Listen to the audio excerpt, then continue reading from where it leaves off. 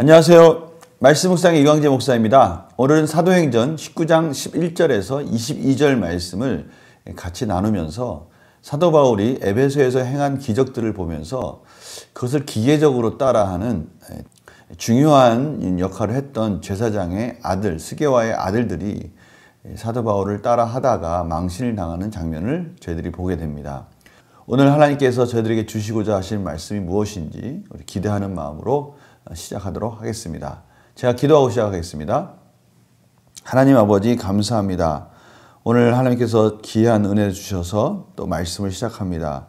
이 말씀 가운데 함께하여 주시옵시고 깨닫게 해주시고 성령님이 조명하여 주셔서 이 말씀을 통해서 오늘 하루 또 살아갈 수 있는 놀라운 은혜와 능력 저희들이 경험하게 하여 주시옵소서. 예수님의 이름으로 기도드립니다. 아멘.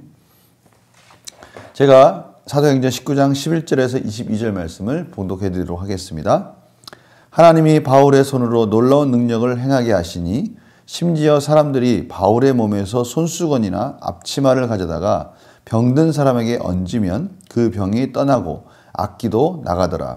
이에 돌아다니며 마술하는 어떤 유대인들이 시험 삼아 악기 들린 자들에게 주 예수의 이름으로 불러 말하되 내가 바울이 전파하는 예수를 의지하여 너희에게 명하노라 하더라.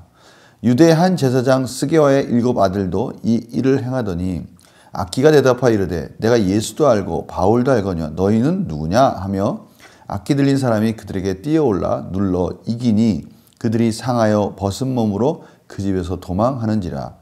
에베소에 사는 유대인과 헬라인들이 다 이 일을 알고 두려워하며 주 예수의 이름을 높이고 믿은 사람들이 많이 와서 자복하여 행한 일을 알리며 또 마술을 행하던 많은 사람이 그 책을 모아 가지고 와서 모든 사람 앞에서 불사르니 그 책값을 계산한 즉 은 5만이나 되더라. 이와 같이 주의 말씀이 힘이 있어 흥황하여 세력을 얻으니라. 이 일이 있은 후에 바울이 마게도냐와 아가야를 거쳐 예루살렘에 가기로 작정하여 이르되 내가 거기 갔다가 후에 로마도 보아야 하리라 하고 자기를 돕는 사람 중에서 디모데와 에라스도 2 사람을 마게도냐로 보내고 자기는 아시아에 얼마 동안 더 있으니라. 아멘. 사도 바울이 에베소에서 행하는 놀라운 기적들을 보면서 심지어 사람들이 사도 바울의 몸에서 수건이나 앞치마를 가다가 병든 사람에게 얹어도 그 병이 떠나고 악기가 나가더라 라고 증거하고 있습니다. 너무나 크고 놀라운 이러한 사역들을 보면서 많은 사람들 중에 특별히 이 마술을 하는 사람들이라고 그랬는데요. 당시에는 주술과 마술을 통해서 순회를 하면서 귀신을 쫓아내기도 하고요. 그러한 신비한 일들을 하는 사람도 있었다고 합니다. 그들이 보기에 바울은 참 부러운 존재인 거죠. 그래서 바울이 어떻게 그런 일들을 행하나 보니까 예수 그리스도의 이름으로 그런 일들을 행하는 것을 보고 자기네들도 그것을 흉내내는 장면을 저희들이 보게 됩니다. 참 재밌습니다. 주 예수의 이름을 불러 말하되 내가 바울이 전파하는 예수를 의지하여 너희에게 명하노라. 예수 그리스도의 이름을 쓰는 것을 보면서 나도 이 바울이 말하는 그 예수 그리스도의 이름으로 명한다. 이러한 표현을 쓰면서 흉내를 낸 거죠. 그런데 그 흉내를 내는 그 장면이 참 귀신들이 보기에는 또 웃긴 거죠. 자기네들을 쫓아낼 수 있는 유일한 이름, 그 예수 그리스도의 이름을 믿음 없이 그냥 기계적으로 흉내내는 그런 일들을 보면서 귀신들이 망신을 줍니다. 14절입니다. 유대 한 제사장 스게와의 7 아들 이 일을 행하더니 악기가 대답하여 이르되 내가 예수도 알고 바울도 알거니와 너희는 누구냐. 귀신도 예수님도 알고 바울도 아는데 너희들은 누구냐? 그 믿음이 없는 자들을 지적하면서 하는 말이죠. 이름만 빌려 쓰는 너희들은 누구냐? 그러면서 망신을 주게 됩니다. 이 일들이 당연히 소문이 나겠죠. 그 지역에 있는 사람들에게 소문이 나게 되고요. 그 일들이 무의미하다는 것이 확인된 거 아닙니까? 그래서 그것들을 다 불태우고 또 어떤 자들은 자기들이 그 지은 죄들을 자복하고 회개하고 또 모든 숨겨졌던 죄까지 다 공개하면서 예수 그리스도의 이름으로 회개하는 역사가 일어나고 있다고 말씀하고 있습니다.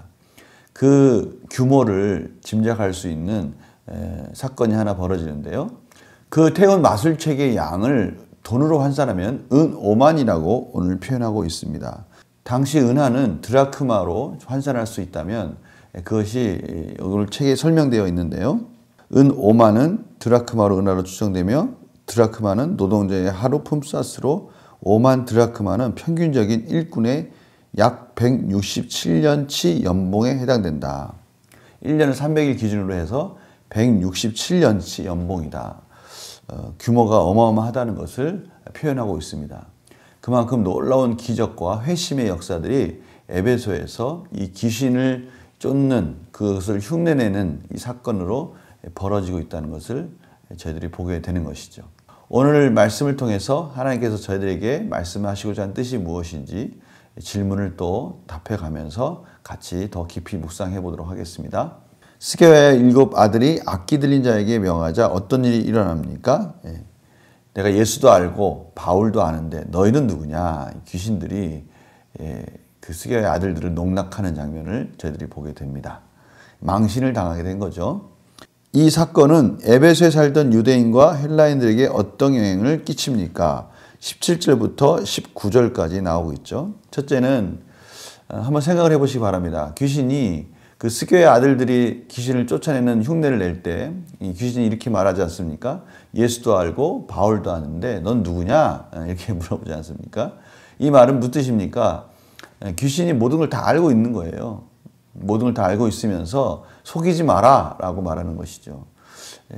귀신이 이 정도인데 그 귀신을 쫓아내는 예수 그리스도의 이름, 그 능력, 그 말씀, 이것이야말로 하나님이 베푸신 능력이라는 것. 사도 바울이 전하는 예수 그리스도의 능력을 그들이 깨닫게 된 것이죠.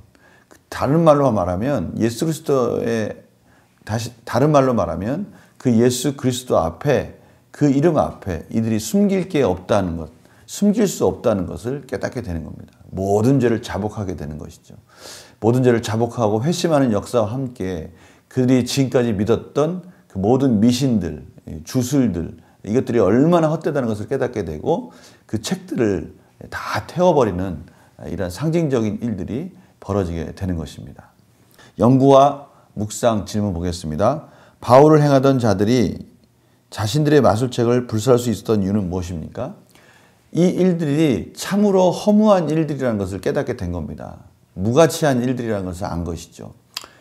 마술책을 가지고 주술을 연구하고 그것을 가지고 참으로 많은 어떤 가능성들을 생각하고 있었던 그들, 이 일들이 자기의 삶들을 변화시킬 수 있지 않을까라는, 치유할 수 있을지 않을까 하는 그런 기대들, 이런 것들이 얼마나 허무하고 무의미한 일들인지를 알게 되고 나서 그것들을 가감하게 필요 없다는 것을 깨닫고 불사르는 일들이 일어나게 된 것입니다. 참 이 중요한 전환점인 것 같습니다. 우리가 참 변화되는 그 시점이 언제입니까? 이것들이 내 삶 속에 정말 무의미하다는 것을 깨닫게 되는 그 순간인 것이죠. 이것들이 내 인생을 낭비하고 있다는 그 순간이지 않습니까? 바로 그 순간에 우리 삶 속에서는 가치 있는 일, 정말 의미 있는 일들로 전환하는 일들이 벌어지는 것이죠. 오늘 그 일들이 에베소에서 있었던 것입니다. 느끼 좀 볼까요? 복음을 듣고 회개한 사람들의 삶이 급진적으로 변화된 것을 보면 무엇을 느낍니까? 이것은 하나님이 저희들이 주신 은혜이죠.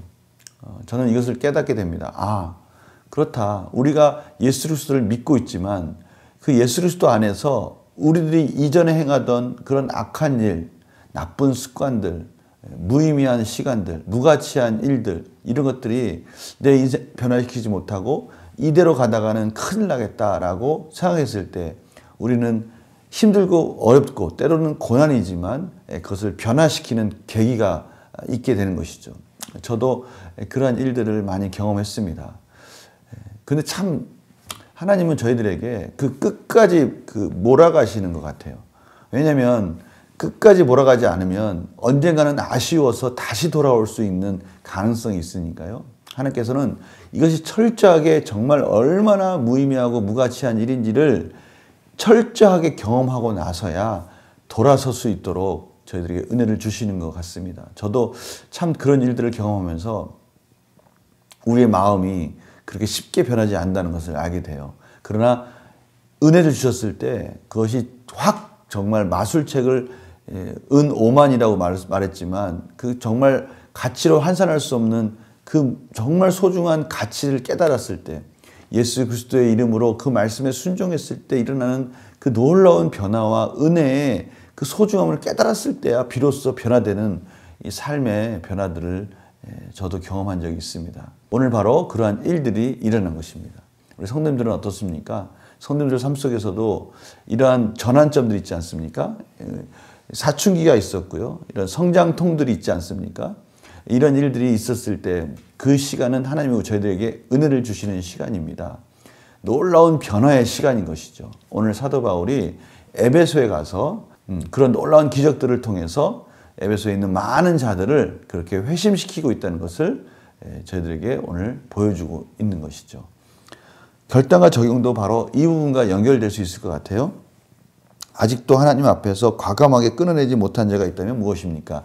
왜 과감하게 끊어내지 못하고 있을까요? 아직도 못 깨달은 것이죠. 그 예수 그리스도의 은혜가 필요한 그 부분인 것이죠. 우리는 그 부분을 붙들고 하나님 앞에 어떻게 보면 자복할 수 있는, 좀 다른 단어로 말하면 설복할 수 있는 그러한 은혜를 달라고 기도해야 될 것입니다. 하나님 앞에서 실제적으로 변화된 삶을 살기 위해 무엇을 결단하고 실천하겠습니까? 하나님께 지혜를 구해야 될 것 같습니다.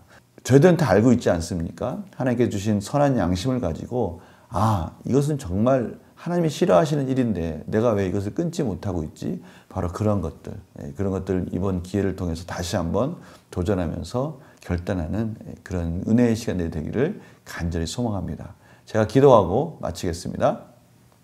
하나님 아버지, 저희들에게 은혜를 베풀어 주시옵소서.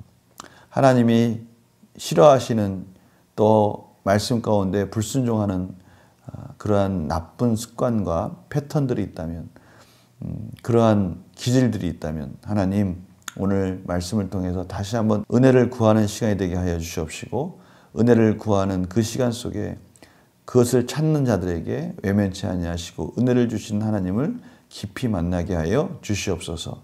감사드리며 예수님의 이름으로 기도드립니다. 아멘. 저희들은 할 수 없지만 예수 그리스도의 십자가의 은혜를 의지한다면 능히 할 수 있습니다. 예수 그리스도의 이름으로 승리하시는 복된 하루가 되시기를 간절히 축원합니다. 내일 또 뵙겠습니다. 안녕히 계세요.